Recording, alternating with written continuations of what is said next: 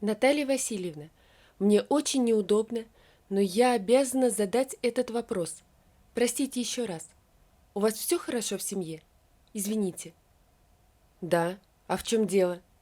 Наталья занервничала. Она смотрела на молодую учительницу. Та терялась, стеснялась, но все же, выдержав взгляд Наташи, подняла на нее глаза.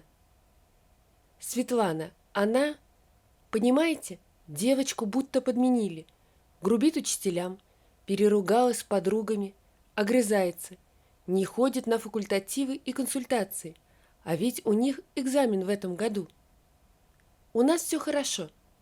Наталья поджала губы и посмотрела в упор на учительницу. Если вы не можете справиться с детьми, я не одна жалуюсь. Все учителя об этом говорят. Светлана из умной, доброй и веселой девочки превратилась в колючую и злую, простите, оторву. Грубит, хамит. Я вас поняла, я поговорю с дочерью. Наталье был неприятен этот разговор. Она понимала, что когда-то он должен был произойти. Она и сама не знает, что ей делать с дочерью. Старалась держать ситуацию под контролем, никому не говорила о произошедшем с ней. Даже родители не знали, что Петр, муж Натальи и отец Светланы, ушел из семьи. Все произошедшее с ними свалилось, как лавина, на Наталью. Петр заявил, не глядя в глаза, что уходит, что у него есть любимая женщина. Наташа сама не знает, как смогла пережить это. Женились они с Петром, когда Наталье было 30 лет. Не могла никак найти свое счастье, и вот Петю встретила. 15 лет душа в душу прожили, и вот. Светланка очень плохо отреагировала на уход отца, не хотела его видеть, успокаивала плачущую Наташу. «Ничего, мамочка, мы с тобой справимся. Ты у меня вон какая, красивая и умная», успокаивает Светланка мать. А потом случилось это. Дочка прибежала домой вся в слезах. «Светочка, дочка, что случилось?» «Ничего. Света. Я была у бабушки Зои». И Наталья уже понимала, что ничего хорошего не будет. От свекрови можно было ожидать чего угодно. Она сказала, что я не твоя дочь, выпалила Света и заплакала. Наталья села на стул, устало опустила голову на руки. Она знала, что свекровь не очень любила ее, не было открытого конфликта или скрытой вражды, но Наташа всегда чувствовала немного высокомерное отношение к себе свекрови. Она всегда будто немного морщась и свысока общалась с Наташей. И, конечно, когда узнала, что Петя ушел, явной радости не высказала, но, усмехнувшись, сказала: «А чего ты хотела, милочка? Пете нужны дети. Он нашел себе молодую, которая сможет родить». Наташа тогда проглотила обиду. Светланка бегала к бабушке, иногда. И вот вредная старуха высказалась, не утерпела. И вот надо было ей еще так больше ранить. «Что она тебе сказала?» – спросила Наташа. «Я была у папы. Там это, его новое. У нее 2 детей, мам. Они такие невоспитанные. Залезли ко мне в рюкзак. Представляешь? Я сказала им, чтобы не трогали мои вещи. А эта разоралась, толкнула меня и сказала папе, чтобы я не приходила. Ну, я бабушке пожаловалась. А она сказала, что я должна отца слушать. И вообще, я должна жить с папой. Типа, ты мне никто». Наташа замерла. Вот надо же быть таким подлым человеком. Зачем это делать? Легче стало ей от этого. «Мама», – требовательно сказала Света, – «объясни мне, что это значит». «Светочка, понимаешь, это ничего не значит. Ты моя доченька, ты моя жизнь, ты мое все». Наташа посмотрела на дочь. Она сидела с широко открытыми глазами и с ужасом смотрела на мать. «Нет, я не верю. Ты не моя мама?» Потом они плакали, обнявшись. Наташа рассказала, что познакомилась с отцом Светланы, когда ей, Светочке, был годик. Расписались они через полгода, а еще через полгода Наташа удочерила Светочку. «А где эта женщина? Ну, которая мама, другая?» «Я не знаю, доченька, я правда не знаю». Вот после этого и начался личный ад для Наташи. Она позвонила бывшей свекрови, но та даже не захотела слушать Наташу. «Кто ты такая, чтобы я перед тобой отчитывалась?» Невозмутимо сказала бывшая свекровь. «Девочка должна жить с родными людьми, а не с тобой». Светлана стала неуправляемая. Она собрала вещи и ушла жить к бабушке. Но через неделю ее отправили к отцу. А там терпеть почти взрослую девицу никто не захотел. Светлана вернулась к Наташе и начала изводить ее тем, что она разбила семью, забрала ребенка у бедной девушки. Недавно Наташа узнала, что Светочка ищет свою родную мать. Она позвонила Петру, но тот отмахнулся. У него и так, мол, проблем по горло. Решила поговорить с дочерью, да та ни видеть, ни слышать ее не хочет. Вот и в школу вызвали. Позорище какое! Наташа шла с тяжелым сердцем домой. Там она застала лихорадочно кидающую вещи в дорожную сумку дочь. «Света, ты куда-то собралась?» «Я нашла ее, нашла. Вот адрес». «Кого, Светочка?» Почувствовав ответ, все равно спросила Наташа. «Мамочку мою, наконец-то, бедняжка!» Она посмотрела на Наташу. «Ну ничего, мы теперь будем вместе». «Где она живет?» Светлана назвала город в 60 километрах от них. Она так радовалась, что даже не рычала и не фыркала, и позволила Наталье отвезти ее. Девочка всю дорогу молчала, Наташа тоже. Приехали. Типовая пятиэтажка, железная дверь, чистый подъезд. «Мне подняться с тобой?» «Нет, конечно. Ты что?»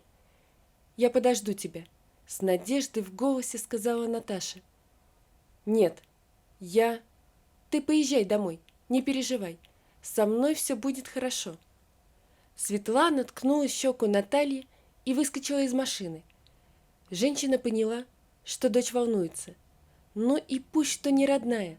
Наташа так приняла этого ребенка, так поверила, что она мама. Наташа сидела и глотала слезы. Она не знает, сколько так просидела. Пора ехать. Включила зажигание, глянула на окна дома. Где-то там ее дочь.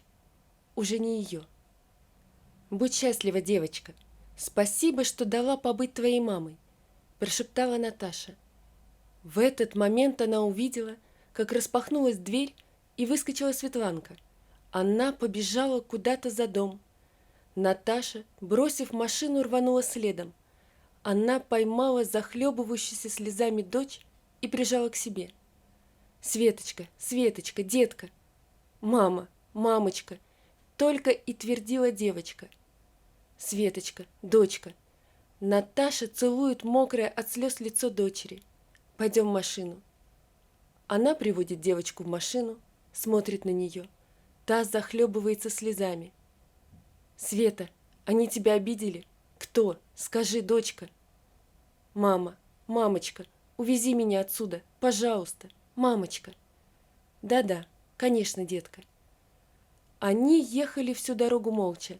Наташа сосредоточенно смотрела на дорогу, Светланка в окно.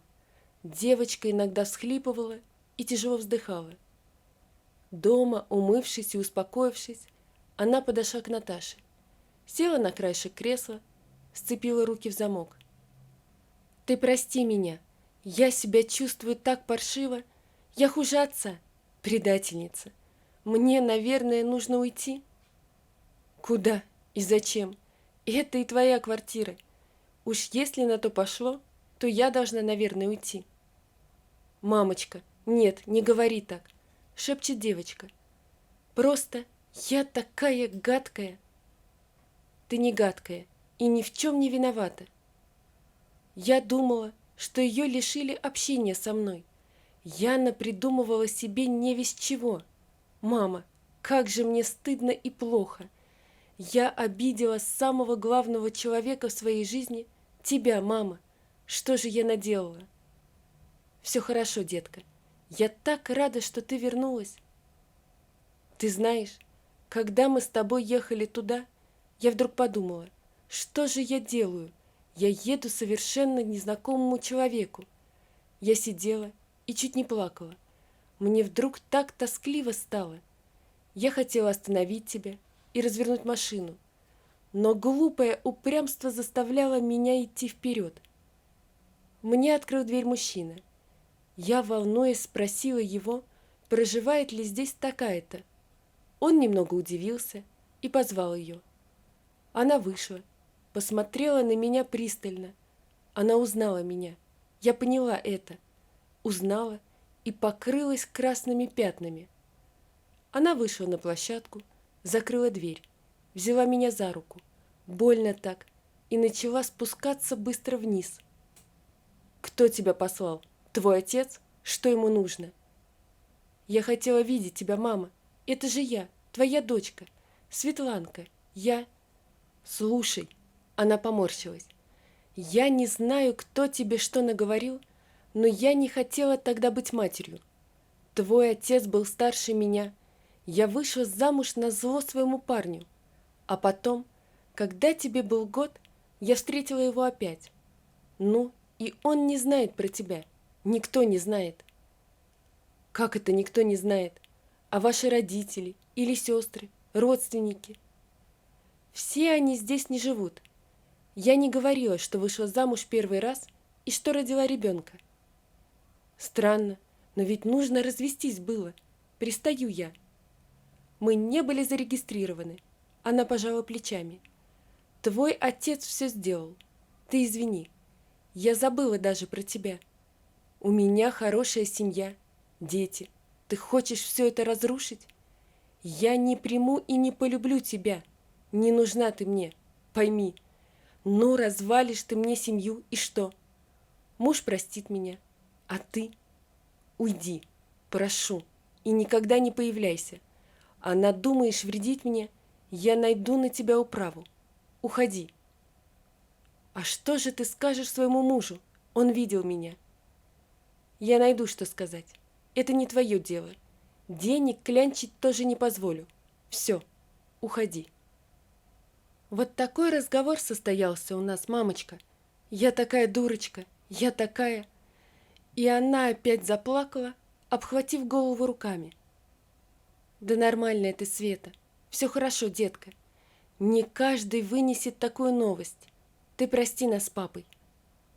«Ты-то при чем? Мам, давай уедем. Пожалуйста, прошу тебя, куда-нибудь». «Доченька, Светочка, послушай меня. В жизни будет много разных ситуаций. И что, мы будем с тобой всегда убегать? Ну уж нет. Всем назло, с высоко поднятой головой мы будем с тобой жить. Закончишь школу, сдашь экзамены, и мы вернемся к этому разговору». Долго еще говорили мать с дочерью, и ревели, и прощения просили друг у друга, и опять плакали. «Мама, с чистого листа все начну. Я тебе обещаю, никогда не предам тебя». Постепенно все пришло в норму. Учительница позвонила, поблагодарила Наталью. Говорит, Светочка опять вся спокойная, приветливая, милая девочка. Однажды пришел Петр, вроде забрать что-то. Поздоровался. Хотел что-то Светланке сказать, да та слушать не стала. «Ты, папа, не лезь ко мне со своими разговорами. Не хочу я тебя слышать. И к нам не ходи больше. Не дам над мамой издеваться. Понял? Уходи». Пытался еще приходить, да Наташа указала на дверь. А как Светланка школу закончила, уехали вместе. Наташа дочь выучила, на ноги поставила. Никогда не вернулись даже на минутку к тому, что произошло. «Мамуль, отец друзья добавился. Говорит, что 5 лет один живет. жалеет, что так все глупо произошло. Да знаю, доча, мне тоже пишет, клянется, прощения просит, общаться хочет. А ты что? Не знаю, пусть общается. Ну да, это точно. Бабушка говорит, плохая совсем, просит встречи. Поедем, мам? Я думаю, надо, доченька. Бог с ней, поедем. Вот такая история, друзья. Напишите, пожалуйста, что вы думаете об этой истории. Не забудьте подписаться на канал и поставить лайк. Всего вам доброго. До свидания.